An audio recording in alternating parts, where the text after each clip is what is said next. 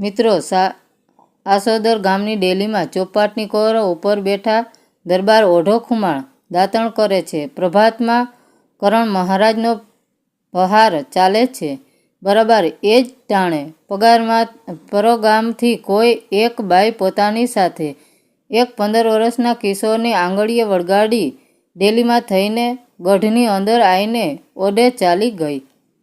ભગાડેર ઓઢા ખુમાણે આ અજાણ્યા પગલાં ઉપરથી વહેમાઈને પોતાના ચાકરને કહ્યું, જાવ તપાસ કરો, કોણ મહેમાન આવ્યા છે. ભગોડેર ઓઢા ખુમાણનો વફાદાર જોધા હતો. ઓરડે જાય ત્યાં તો નવા આવનાર બાળકને આઈ પોતાના ખોળામાં લઈને બેઠેલા છે. એને મોઢે ને માથે હાથ પંપાળી રહ્યા છે અને વડારણ આખી વિતક વાર્તા સંભળાવે છે. માડી આ દીકરા પાલીતાણા દરબારનો ધણજીના કુંવર થાય. એમનું નામ ઉનનજી. અટાણે એમના કાકા ઉલુજી ગાદીએ ચડી બેઠા છે અને કુંવરને મારવાનો મનસૂબો કરે છે. આ બાતમી અમારા કાને પડી. માં બિચારા ફફડી જ હાલ્યા.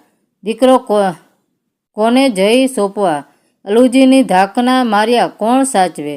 અને પૈસાને લોભે દગોએ કોણ ન રમે? આ એકાએક મારા માને આપા ઓઢા ખુમાણ સાંભળ્યા. એણે મને કહ્યું કે આપો મારા જીભના માનેલ ભાઈ બરોબર છે. એના ખોળામાં મારા ઉનંડ આશરો પામશે. જા જટ આપાને સોંપી દે. વીરને કહેજે કે બોન ઓળખતી પાળખતી એ નથી, તોય ભાઈ કહીને ભાણેજના રખવાડા ભણાવે છે. આ વાત સાંભળીને ઓઢા ખુમાણના ઘરવાળા બાઈનું અંતર ભીનું થઈ ગયું. ઉનનજીને હૈયા સમો દાબી લીધો અને પાછું વડારણને પૂછ્યું, તઈ બાઈ તમે એકલા કાં આવ્યા? માને કેમ ન લાવ્યા? અરે રે, આઈ મા તો ઉલુજીની કેદમાં કહેવાય. જરાક જાણ થાય તો ઉલુજી નીકળવા જ સેના આપે. હું તો અધરાતે આ દીકરાને લઈને છાની માની નીકળી આવી. તે રસ્તામાંય ધરતી અમને માકારો કરતી હતી. કેમ શું? રસ્તે રૂપાવટી ગામ આવ્યું. રૂપાવટીમાં કાકો ભગતવતસંગ રહે. ત્યાં કુંવર સાટુ હજામ હોકો ભરવા ગયો.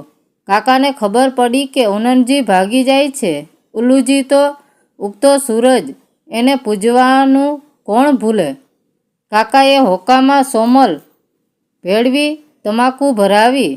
હજામ પીતો પીતો આવ્યો અને થોડી વારમાં તો માર્ગે ચડી પડ્યો.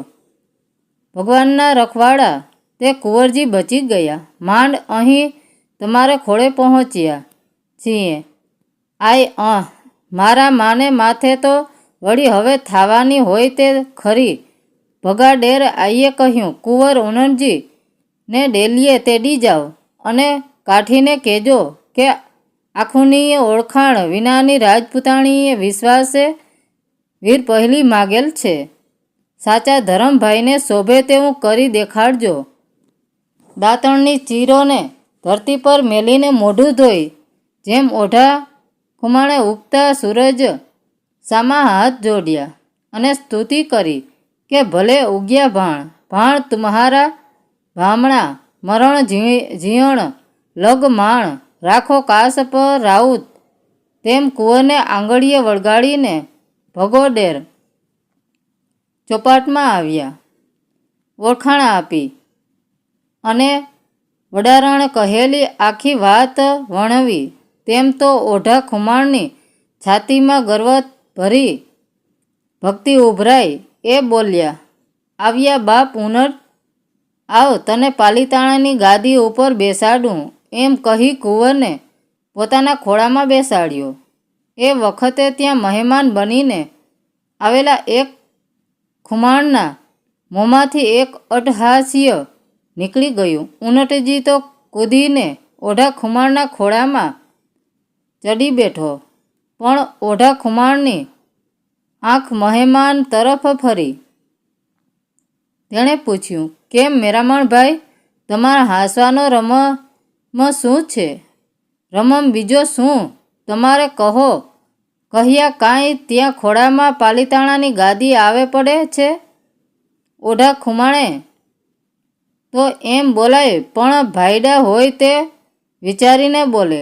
ઓઢો ખુમાણ જરી ઝાંખા પડ્યા, પછી એક ઘૂંટડો પીધો હોય તેમ બોલ્યા, ખરું છે મેરામણભાઈ, લ્યો ત્યારે આ ખોળામાં જ ઉનરજીને બેસાડી રાખી. બારા પાલીતાણાની ગાદી ઉપર ન બેસાડો ત્યાં સુધી આસોદરનું પાણી હરામ છે. એમ કહીને પડખે પડેલા લોટામાંથી અંજલી ભરીને નીચે ઢોળી ચોપાટમાંથી ઊભા થઈ ગયા અને હુકમ કર્યો, લાવો મારી ઘોડી. ઘોડી પર બેસી અંગે હથિયાર ધરી ઓઢો ખુમાણ ચાલી નીકળ્યા. ખોળામાં કુંવરજી ઉનનજી બિરાજે પોતાના 12 ગામની અંદર સંદેશા પહોંચાડ્યા કે 100 ઘોડેસવાર આવીને આજ રાતે મને 5 તો બરાને પાદર ભેગા થાય. એ પ્રમાણે 1200 શાસ્ત્રીધરી યોદ્ધાના ઘોડા આવીને 5 તોબરામાં હણહણી ઉઠ્યા. રાતને ત્રીજે પહોરે ચીબરી બોલી. એ ચીબરીની ભાષા પારખીને સાથેનો સુકુનાવાળી મેર બોલ્યો, આપ જો અત્યારે ઘોડા ઉપાડો તો સુકુન કહે છે કે એક પણ યોદ્ધાને 1 છોએ ફાડ પણ ઈજા નહીં થાય. વિના જખમે પાલીતાણું લેવાશે. ફોજ ચડી ચૂકી. પોહ ફાટતા પાલીતાણા અને પાદર પહોંચ્યા. દરવાજો ખુલ્યો કે તરત જ તમામ પાલીતાણાની અંદર પેસી ગયા અને ધીંગાણું આદર્યું.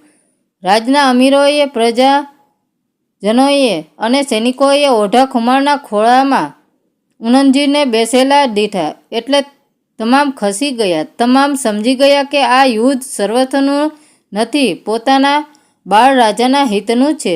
કોઈએ સામા શાસ્ત્ર ન ઉગામ્યા, પણ દરબારગઢની ડેલી પર કેસર ભાથી નામનો એક રાજપૂત પોતાના 80 ઘોડેશ્વરોને લઈને સામે ઊભો રહ્યો. ઓઢા ખુમાણે એને બહુ સમજાવ્યો, કેસર, હું પાલીતાણાના ધણીનો ખાતર આવ્યો છું. મારે પાલીતાણાનો દાણોય ન ખપે. તું ખસી જા. આપા ઓઢા ખુમાણ, આજ આ બુઢા દાંતની અંદર ઉલુજીનું અન્ન ભર્યું છે. હું રાજપૂત છું, એક ભવમાં 2 ધણી નહીં કરું. કેસર ભાથીએ એવો જવાબ દઈને અવતાર દીપાવ્યો. ધીંગાણું જામ્યું. બંને બાજુ શૂરવીર હતા. કેસરના જોધા કપાવા લાગ્યા. ઓઢાના આદમીઓ પણ ઉડવા લાગ્યા. સહુ જૂથમાં તલ્લીન છે, કોઈનું ધ્યાન નથી. તેવામાં માઢ માયેથી ઉલુજી દેખાણો. હાથમાં પ્રચંડ સાંગ હતી. તે ઉલુજીએ બરાબર ઓઢાની ઉપર તાકીને ફેંકી. પલવારમાં ઓઢા અને કુમાર ઉનનજી બંનેનો જીવ નીકળી જાય. પણ નિમકહલાલ ભગા ડેરે જોયું કે પોતાનો ધણી અને પાલીતાણાનો ધણી 2 ઉઠશે. એણે પોતાનો ઘોડો મોઢા આગળ નાખ્યો. ઉપરથી પડતી સાંગ એની છાતીને ચીરી જમીનમાં પેઠી. પોતાનો માલિક બચી ગયો. એ બધું પલમાં બન્યું. ઉલુજી હથિયાર વિનાનો થઈ પડ્યો. ઓઢાએ ભાલાનો ઘા કર્યો. ઉલુજીની ખોપરી ફાડીને ભાલું પાછું વળ્યું. એ જ દિવસે દરબાર ભરીને ઓઢા ખુમાણે કુંવર ઉનનજીને પાલીતાણાના તખત ઉપર બેસાડ્યો અને બંદીજનોએ ઓઢા ખુમાણને બિરદાવ્યો કે ઘોડે ઘડીએ તુને લૂણ તાણા માટી આઈએ માણા એતી જ હું તે ઓઢિયા હે લૂણા ખુમાણ ના દીકરા ઓઢા ખુમાણ, તને જ્યારે રૂપ પ્રભુ રૂપી કુંભારે ઘાટોડે ઘડ્યો ત્યારે એની પાસે બસ એટલી જ તને બનાવવાની પૂરતી જ માટી મર્દાનગી રૂપી રહી હતી. તે પછી એણે સુરવીરો સર્જ્યા જ નથી.